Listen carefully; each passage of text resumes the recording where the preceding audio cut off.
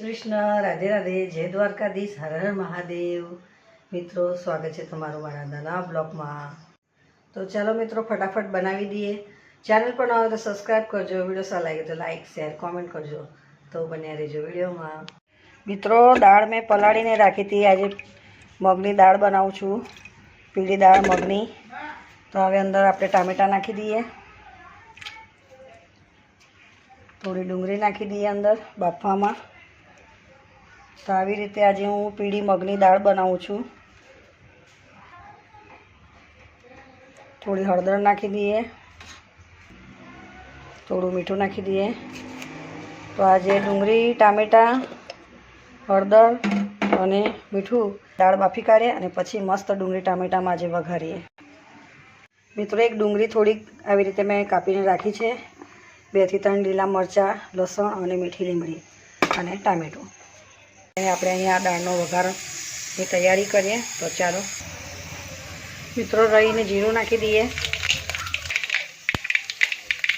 લસણ, મીઠી લીમડી અને લીલા મરચાં નાખી દઈએ, ડુંગળી નાખી દઈએ, બધું શેકાઈ ગયું છે। હવે ટામેટાં નાખી દઈએ,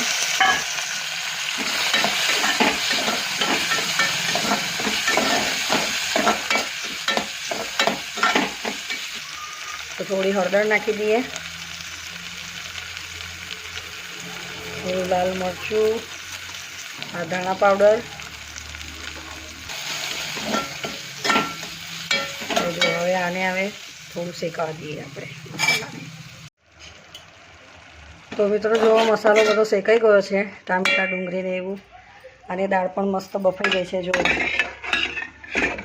પીળી મગની દાળ। ચાલો હવે આપણે અંદર દાળ નાખી દઈએ,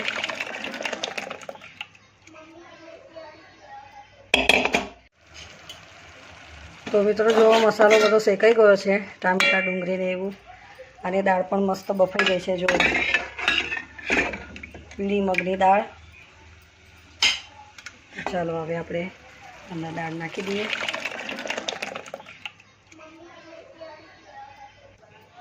મિત્રો હવે અંદર છે ને દાળમાં લીંબુ નિતારી કાઢીએ, ધાણા નાખી દઈએ અને મીઠું સ્વાદ અનુસાર। પીળા મગની દાળ,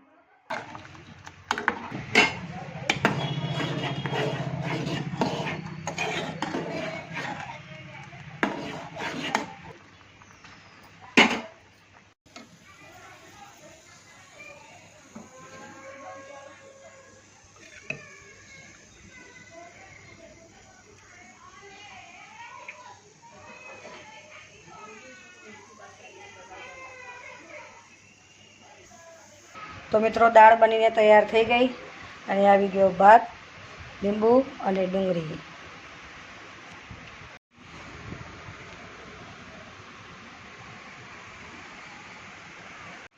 મિત્રો, વિડીયો સારો લાગે તો લાઈક કરજો, શેર કરજો અને ચેનલ પર નવા હોય તો સબસ્ક્રાઈબ કરવાનું ભૂલતા નહીં। જય શ્રી કૃષ્ણ, રાધે રાધે, જય દ્વારકાધીશ, હર હર મહાદેવ।